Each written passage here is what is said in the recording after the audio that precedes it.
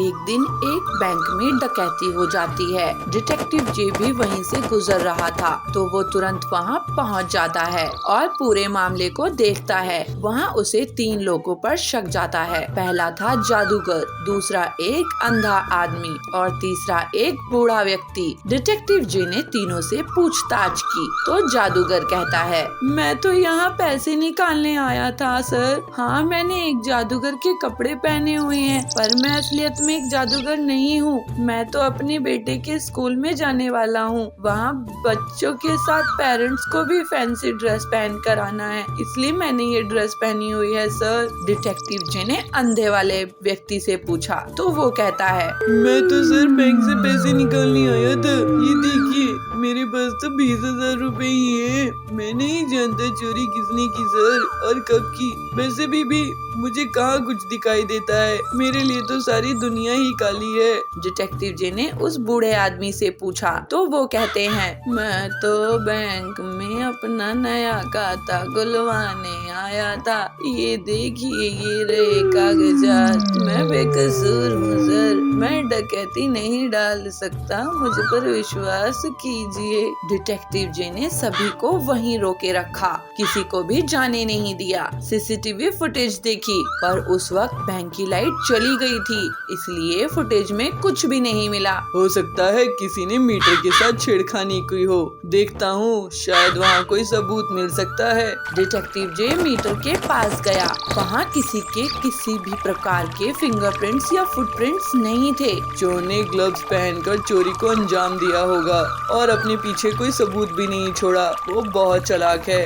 Detective जे की तभी नजर उस अंधे आदमी के गले में जाती है। उसके गले में एक DSLR कैमरा पड़ा हुआ था। एक अंधे आदमी को कैमरे की क्या जरूरत? हो सकता है वो आदमी अंधे होने का नाटक कर रहा है। डिटेक्टिव जे ने जमीन पर कुछ कंचे गिरा दिए और फिर उस आदमी को अपनी तरफ बुलाया। वो अंधा आदमी उस तरफ से नहीं आता जहाँ कंचे पड़े हुए थे, बल्कि दूसरी तरफ से आता है, जिससे अब डिटेक्टिव जे का शक यकीन में बदल जाता है कि वही चोर है। डिटेक्टिव जे ने उसे पकड़ लिया और उसे एक जोरदार तमाचा जड़ा और उसने अब अपना गुनाह कबूल कर लिया। हाँ सर, मैंने ही की थी चोरी, ये लीजिए। डिटेक्टिव जे ने केस सॉल्व कर दिया।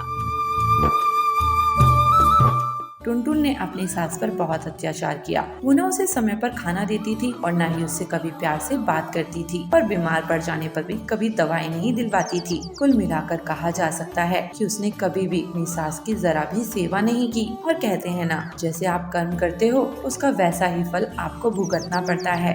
वैसा ही कुछ अब होने वाला है टुनटुन के साथ। जैसे उसने अपनी सास के साथ किया, अब वही कुछ उसके साथ होने वाला था। टुनटुन अपने इकलौते बेटी की शादी टूनी नाम की एक लड़की से करवाकर घर ले आती है। टूनी दिल्ली शहर की पढ़ी लिखी लड़की थी। शादी के अगले दिन टुनटुन अपनी बहू टूनी से कहती है, अरे बहू, तू यहाँ आराम फरमा रही है? अरे आज तो बहू तेरी पहली रसोई है, जा जाकर सभी के लिए कुछ मीठा बना ला। इस पर टूनी कहती है, क्या माँ जी, मैं खाना बनाऊं? अरे माँ जी, सोनू ने आपको बताया नहीं क्या कि मुझे घर का कोई भी काम नहीं आता है? और हाँ, एक बात और, मैं तो अभी नई बहू हूँ और अभी शादी की थकान भी मेरी उतरी नहीं और आप है कि घर का काम करने को बोल रही है। अरे माँ जी, अभी थोड़ा आराम तो करने दीजिए मुझे।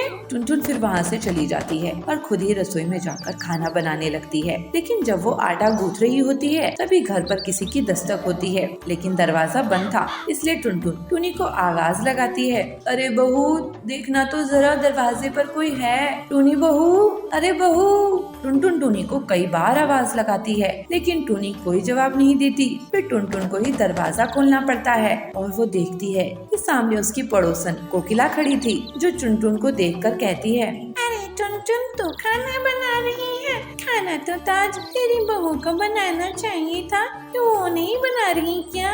अरे तेरी बात तो सही है, लेकिन मेरी बहू को आराम चाहिए था।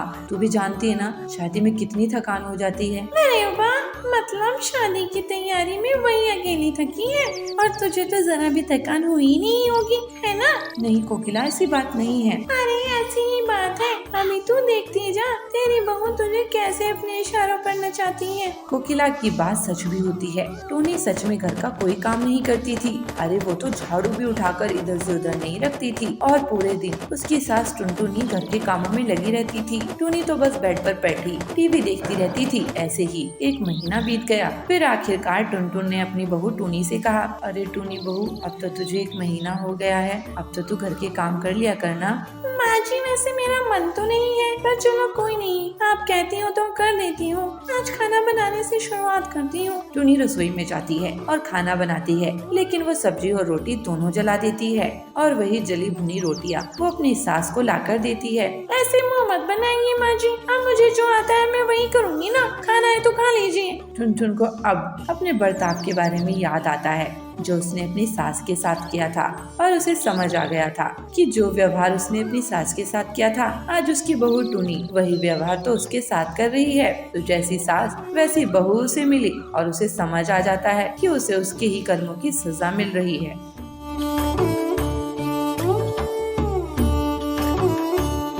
सुंदरी कौवी अपनी बहू पीलू चिड़िया और बेटा कालू कौवे के साथ रहा करती थी। सावन का महीना था, सब तरफ हरियाली ही हरियाली थी। एक दिन सुंदरी कौवी अपने बेटे के साथ बैठकर चाय पी रही थी। कालू अपनी माँ से कहता है, माँ, ये सुबह सुबह पीलू कहाँ चली गई है? सुंदरी उसे कहती है, पता नहीं बेटा, यहीं कहीं आस पड़ोस में ही गई होगी। मुझे बता कर तो नहीं गई, लेकिन जल्दी आ जाएगी। तू चाय पी ले, नहीं तो चाय ठंडी हो जाएगी। दोनों माँ बेटे चाय पीते हैं। तभी पीलू चिड़िया हाथों में पूजा की थाल लिए घर पर आती है। अरे बहू, इतनी सुबह सुबह तुम कहाँ चली गई थी? हम लोग तेरा ही इंतजार कर रहे थे। देख, तेरी चाय ठंडी हो गई। पीलू अपनी सास से कहती है, माँ जी, आपको तो पता ही है ना, सावन का महीना शुरू हो गया है और मैं सावन के महीने में बिना पूजे किए कुछ भी नहीं खाती हूँ। मैं सुबह सुबह मंदिर गई थी, आप लोग सो रहे थे, मैंने आपको उठाना सही नहीं समझा। ये लीजिए प्रसाद। पीलू अपनी सास और पति को प्रसाद देती है। उसकी सास उससे कहती है, पीलू, अब कालू के लिए तुम नाश्ता बना दो, नहीं तो वो बिना नाश्ता किए ही घर से बाहर चला जाएगा। पीलू कालू के लिए नाश्ता बनाने के लिए चली जाती है। फिर शाम को कालू अपनी ऑफिस से घर लौटता है तो पीलू उससे कहती है, सुनो जी, इस सावन में मेरे लिए एक डाल पर झूला डाल दो, फिर मैं झूले पर बैठूंगी, आप मुझे झूला झुलाना। कालू कहता है, अरे पागल हो गई हो क्या? मैं अपना काम धंधा छोड़कर तुमको झूला झुलाने आऊंगा? अब ये बचपना छोड़ो। तो पीलू कहती है, नहीं, इस सावन में तो आपको मुझे झूला झुलाना ही पड़ेगा।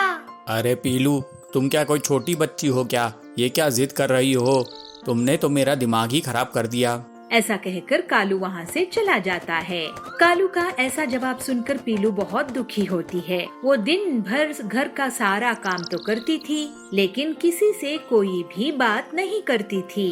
पीलू की सास उसे कहती है, बहू, तू तो जानती है ना, कालू को ऑफिस से फुर्सत नहीं मिलती, फिर वो तुझे झूला कैसे झुलाएगा? तो पीलू कहती है, माँ जी, मैं थोड़ी ही उनको दिन भर झूला झुलाने के लिए कह रही हूँ, बस थोड़ी देर ही तो झूला झुलाना है। पिछले सावन में भी उन्होंने मुझे झूला नहीं झुलाया था। सारी सहेलियाँ अपने पति के साथ झूला झूलेंगी, बस मैं ही अकेली रह जाऊंगी। बहू, तुझे झूला झुलाना है ना, पर्दे की पाइप में रस्सी डालकर तू झूला बना दे। शाम को जब कालू घर आएगा, मैं उसे झूला झुलाने के लिए कह दूंगी। वाह माँ जी, क्या आइडिया दिया है आपने, आपकी दिमाग की तो दाद देनी पड़ेगी। मैं अभी जाकर झूला लगाती हूँ। पीलू चिड़िया अपने घर के पर्दे की पाइप से झूला तैयार कर लेती है। चलो, झूला तो बन गया, अब मैं इस पर बैठ कर देखती हूँ, झूला मजबूत तो है ना।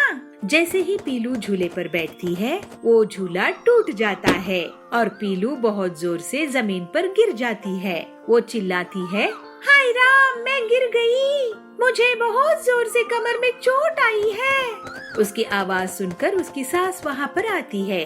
अरे बहू, तू कैसे गिर गई? तुझे कमर में चोट कैसे आ गई? ये देखिए माँ जी, मैंने पर्दे की पाइप पर झूला तैयार किया था, लेकिन जैसे ही मैं उस पर बैठी वो टूट गया और मैं जोर से जमीन पर गिर गई। मेरी कमर में बहुत जोर से चोट लगी है। तभी कालू घर आ जाता है और सुंदरी उसको पूरी बात बताती है। अरे पीलू, ऐसा भी कोई करता है क्या? चल, मैं तेरे को 2 दिन बाद पार्क में झूला झुलाने ले जाऊंगा। जितना मर्जी उतनी देर झूला झूलना। 2 दिन बाद पीलू चिड़िया पार्क में कालू के साथ झूला झूलाने जाती है। वहाँ पर सभी पेड़ों में झूले लगे हुए थे। पार्क में सभी औरतों के पति उनको झूला झूला रहे थे। फिर पीलू चिड़िया भी एक झूले में बैठ जाती है और कालू उसको झूला झूलाने लगता है। पीलू बहुत देर तक झूला झूलती है। फिर दोनों पति पत्नी वापस घर आ जाते हैं। माँ जी, आज मेरा सावन में झूला झूलने का सपना सच हो गया। मैं भी अब मेरी सहेलियों को बताऊंगी कि मेरे पति ने मुझे झूला झुलाया था। सुंदरी कहती है, बहू तू खुश है ना? इसी में मेरी खुशी है। चलो अब तुम्हारी शिकायत तो दूर हुई। इस तरह वे लोग खुशी खुशी मिलजुल कर रहने लगते हैं।